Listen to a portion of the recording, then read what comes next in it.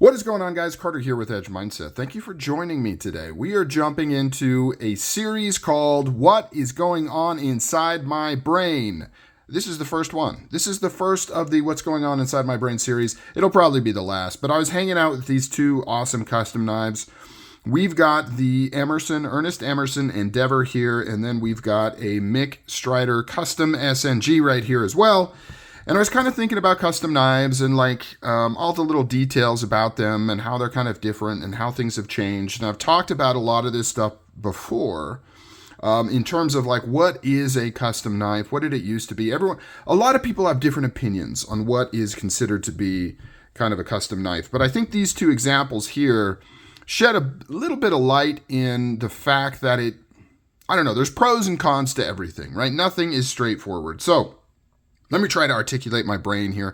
Let me try to come about something so that words make sense and you guys can understand what I'm saying. So, and really these are representative of kind of a couple different approaches to custom knives, right? Handmade custom knives. And once again, like I said, that's going to mean different things for everybody. The really old guys, they believe that a custom knife is only a true one-of-one custom creation between the person ordering and the maker. Other people think as long as it's all hand done with hand tools, it's a custom knife. Other people think doesn't matter if it's hand done, as long as the artist, the creator touched that knife, did work on that knife, then it's a custom knife.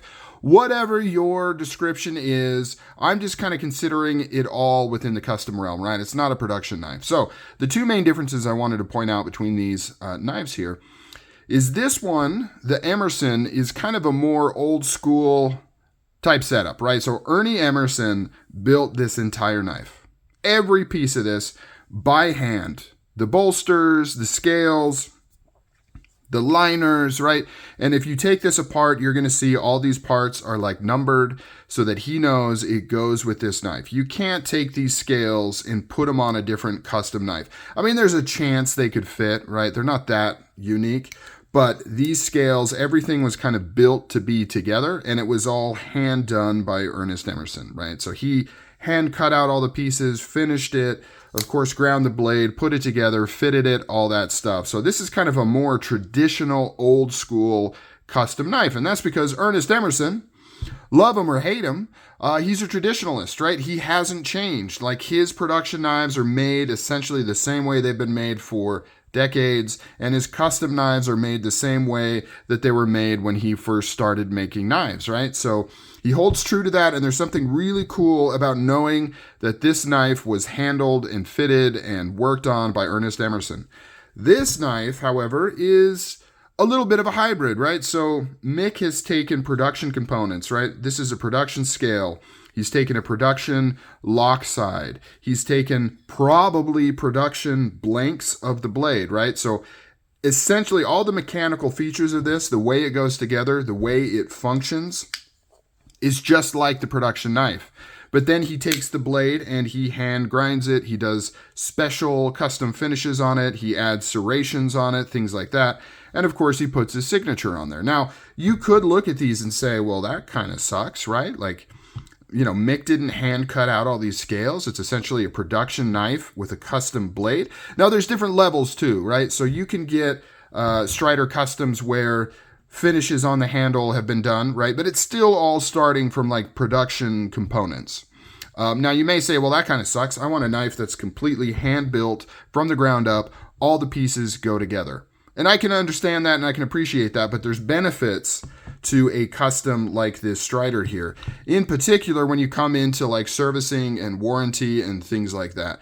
I personally kind of like the idea of this essentially being a production knife that uses production parts that then has kind of a custom touch put onto it. Because that means if I send this in for service, they can quickly fix it. They can, whatever the case may be, not that this needs service or that I do that frequently, but if I needed to send this in for any reason, they can fix this with other production components.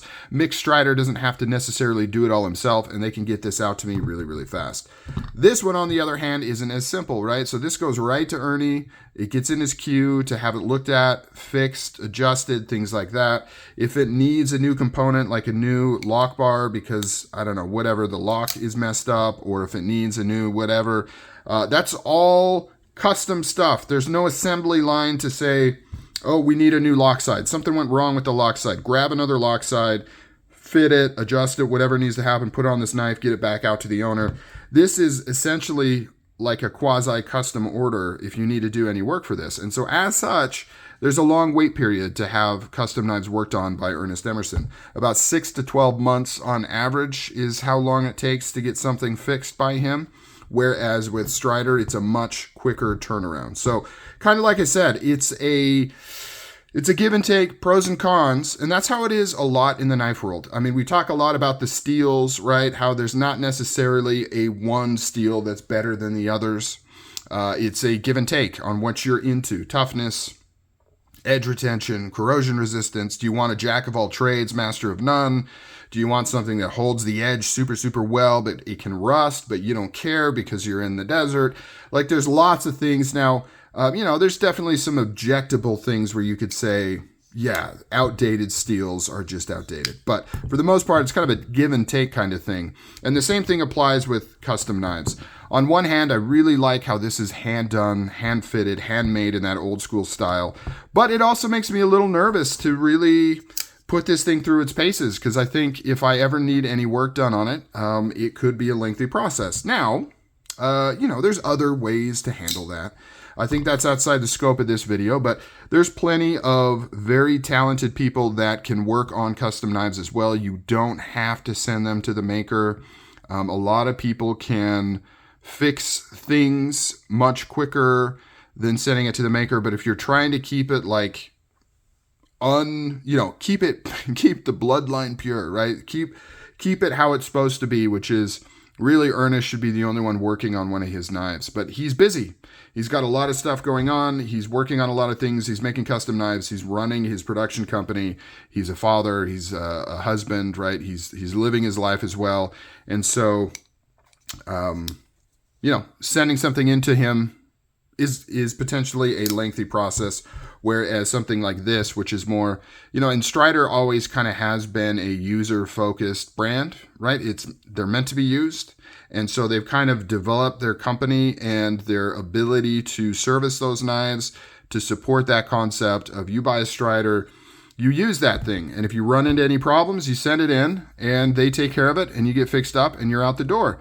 And the custom knives are no different. So what do you guys think? Do you have a preference on your custom knives? Do you like the more intimate, like classic, fully handmade type thing? Or are you into kind of the hybrid, like production, use it, but still custom-y type thing? Comment down below on what your preference is or what you think. Until the next What's in My Mind video, I'm out. You guys take care.